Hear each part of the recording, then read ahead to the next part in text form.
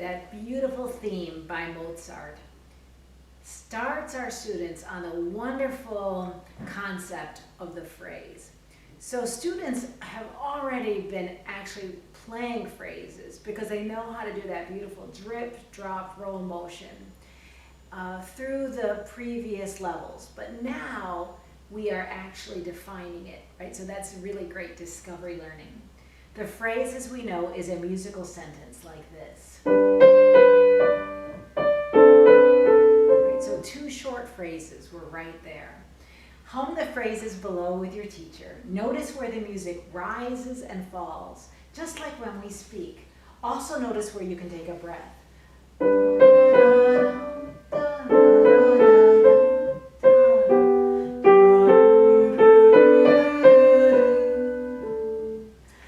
And a phrase mark, right, shows the students where the phrase is. And I asked the students to finish drawing the last phrase of the entire piece, which is a full 4 bars long. So I have a student, oh my gosh, he loves to sing, and he loves to conduct too. So he sits at the piano while I play, or he stands at the piano while I play, and he goes, la la la la, la la la la la, la la la la la la la la la. So why is it so good to sing and conduct phrases? And so students really can hear where the high point or the phrase goal of the phrase is, and then how to taper or release that beautiful sound of the phrase. Okay, so the one other thing I want to talk about with this piece is that there are some really good hand shifts. So students start in G major. On the B section, they have to move all the way up for the thumb to play on the D. And then right after that phrase, they have to move back to that G major position.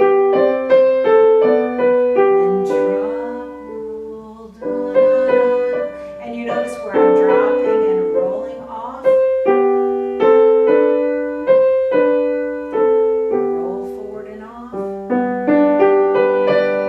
And here, another drip, drop, roll motion. If your student really wants to make it a tissue box touch release, then it just has to be even more gentle and more soft. Okay, so now the night sky is on page 10. More about the phrase. Music usually leads to one place in the phrase. Listen to your teacher or the CD to understand this.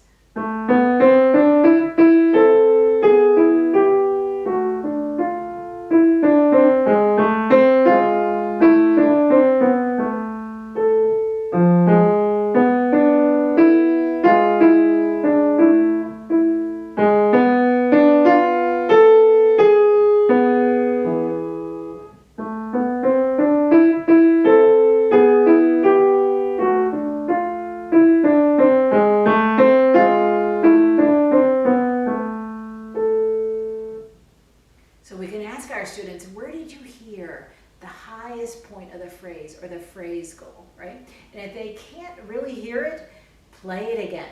Sing it with them. Conduct with them so that they understand where it is, right?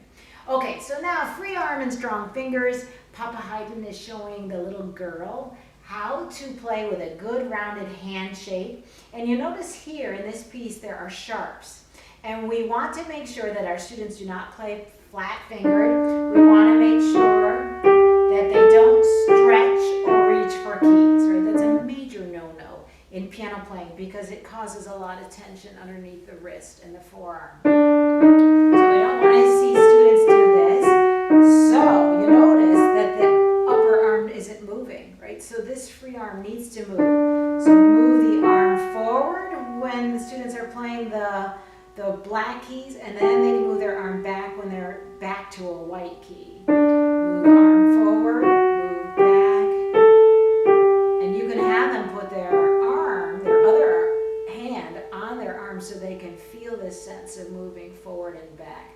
Same thing with their left hand. They can put their right hand on their left free arm. So they're starting more towards their body. Then move arm forward, move arm back.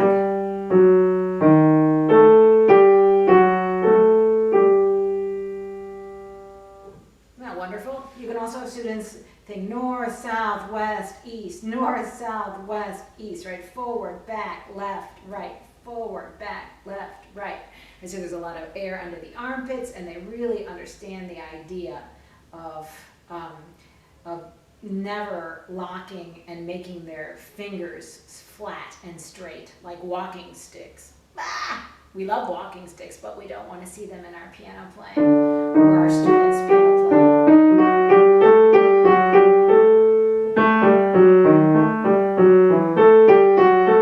I think I'll do that one more time.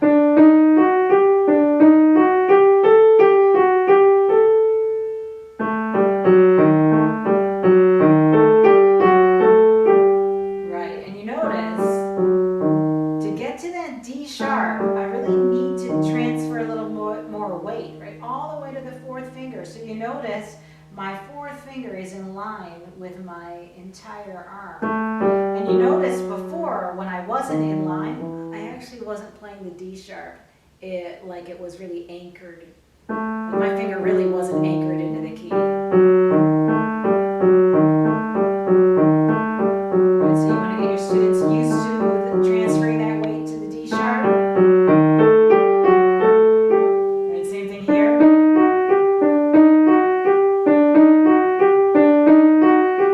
Right, so here, really have them move forward so they see those nice knuckles, their four little hills. Okay. Very important technique to learn. Way too cool!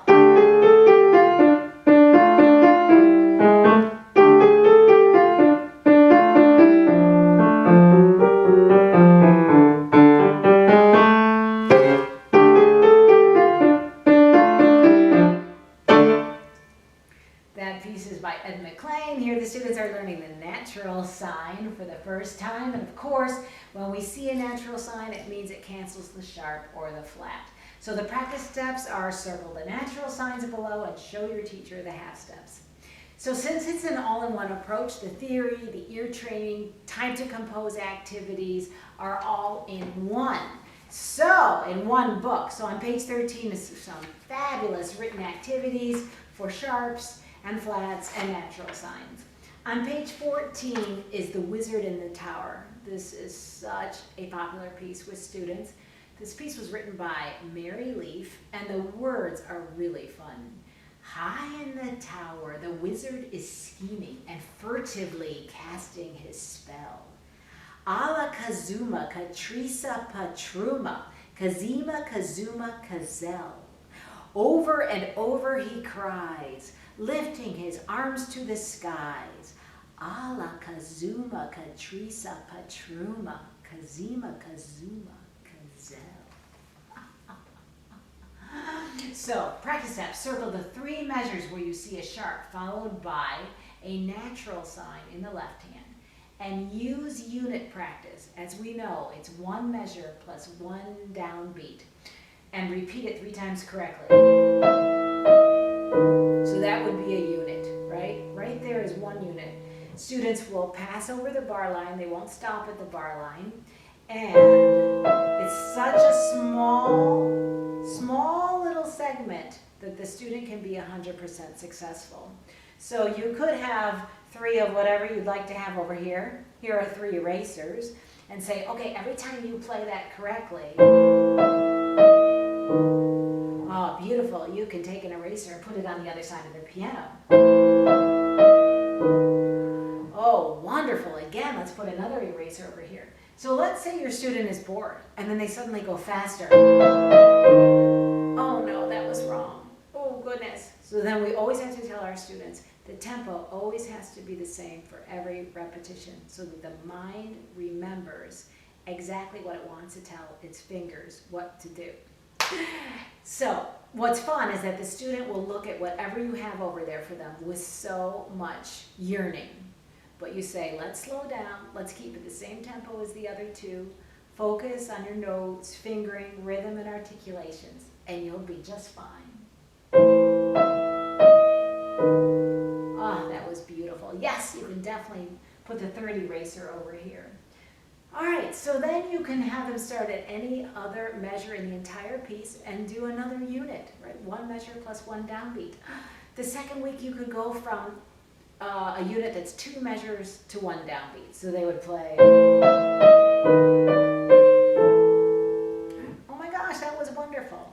And sooner rather than later, students will not be always starting at the beginning of a piece and going through the piece. If you have them work on, let's say, 10 different units every week, they are really going to learn the piece easily and they can start at any place in their music. All right, so the unit practicing is one of the most important practice strategies for all students, beginner all the way up to advanced pianists, and it's throughout succeeding at the piano. Okay, so now we're ready for Unit 3.